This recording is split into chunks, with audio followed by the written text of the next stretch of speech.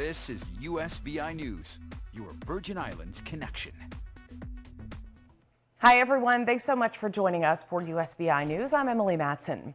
After more than a decade, a newly refurbished fish market is now open for business in St. Croix.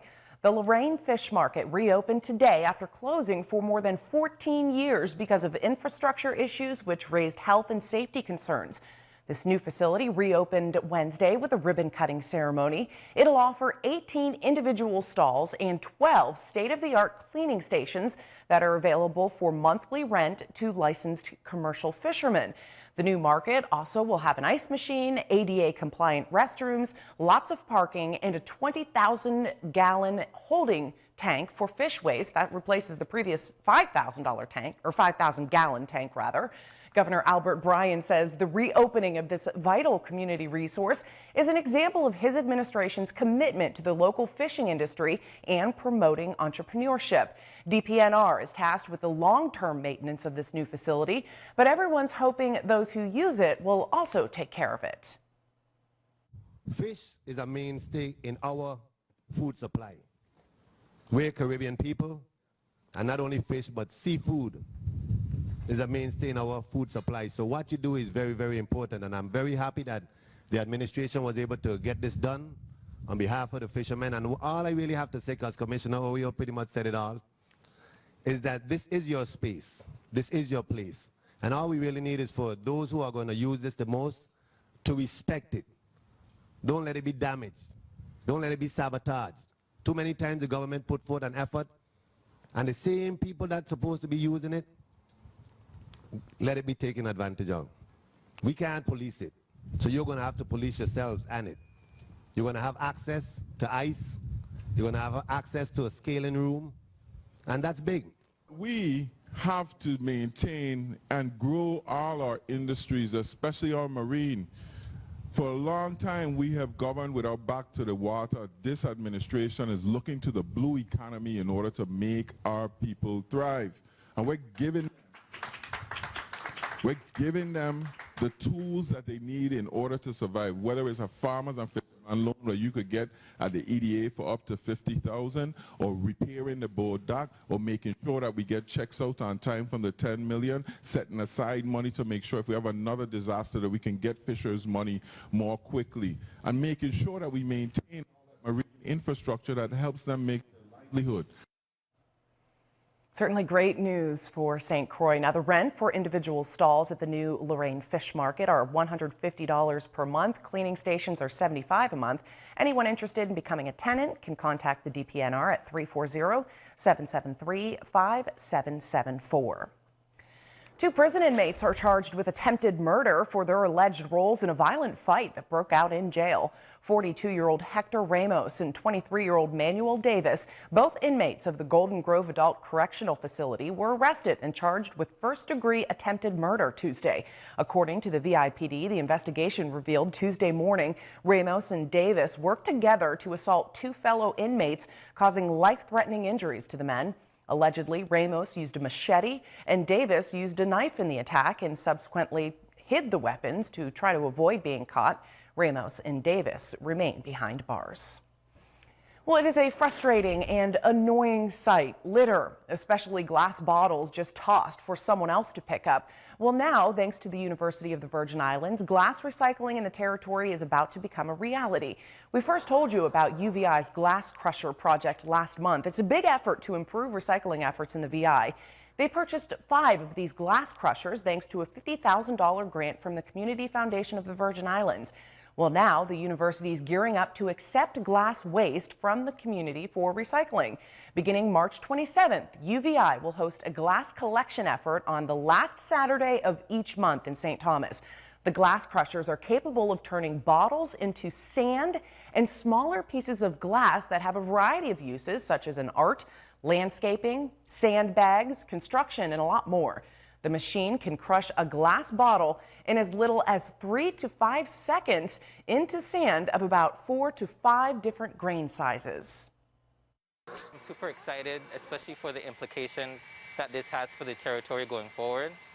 This project started out of the idea of trying to address, the problem of waste which is ever present throughout the territory. And glass is one of the most common things, depending on where you are, that you will find when you conduct beach or coastal cleanups. Our goal basically is to get as many of these machines set up across the Virgin Islands and getting people more aware of, we have a waste problem, but we're finding ways to address that problem. One trash item at a time. We're starting with glass. Plastics I know are big, but we're going to get there eventually.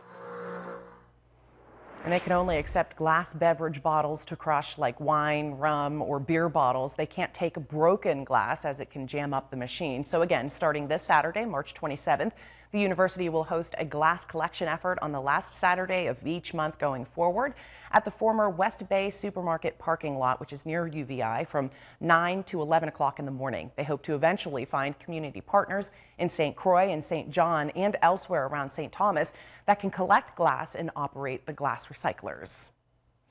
Well, a big donation is set to make a big difference in the territory. Liberty Communications, which took over the customer base for AT&T, is giving back to the USVI by teaming up with the Community Foundation of the Virgin Islands. Our USVI News' Ali Bourne-Vinek has all the details. Liberty Communications is already making its mark in the territory with its recent $50,000 donation to the Community Foundation of the Virgin Islands. The money will go towards local organizations and efforts to support education, arts, culture, mango restoration, and local foster homes. They've been wonderful from the very beginning. They started by saying they wanted to make a significant donation. They acknowledged that the Virgin Islands was new territory to them and that they wanted guidance around the best ways they could help. They talked to us about what some of their priorities were in their other giving, particularly in Puerto Rico. And then we were able to say, yes, those are really some of the things that CFBI is most focused on supporting in the Virgin Islands as well. So they're supporting vulnerable populations, they're supporting education initiatives, they're supporting environmental initiatives, and just in general, it's the same kinds of things that CFBI is trying to provide support for as the territory builds forward. The donation will greatly assist USVI children's educational and emotional needs related to the pandemic. One thing that is clear to us as a telecommunication carrier is that we are an essential service, right? And we therefore have to act as an essential service.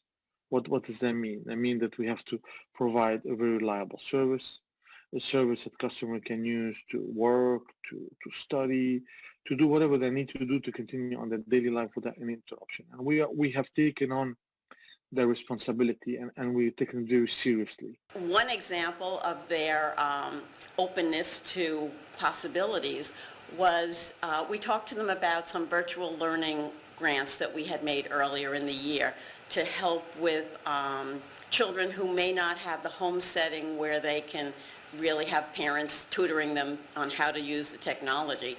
And so we provided some grants to a number of different centers who were providing alternatives for those children. And we also talked to them about, we anticipated that in the summer we were going to have a major need for support for children for their learning loss and also for the social emotional needs that have not been attended to during a year of isolation. So, and they were Liberty Foundation stepped up and said that that was something very consistent with what they care about. So that will be a part of where their funding is going to go. They're also now serving as a model for other corporate citizens so that when we look at funding programs this summer, we're going to do outreach to other donors who we believe will also step up recognizing that this is a really important need. So it's just been win-win-win, graciousness, kindness, and we're just so excited to have them as a supportive partner. In St. Thomas, Ali Bourne-Vinek, USVI News. Wow, what a great partnership. That's certainly going to benefit the territory. Now to the latest on positive cases of COVID-19 in the territory. There are currently 101 active cases. In St. Thomas, 54 people currently testing positive, 44 in St. Croix, and still just 3 in St. John.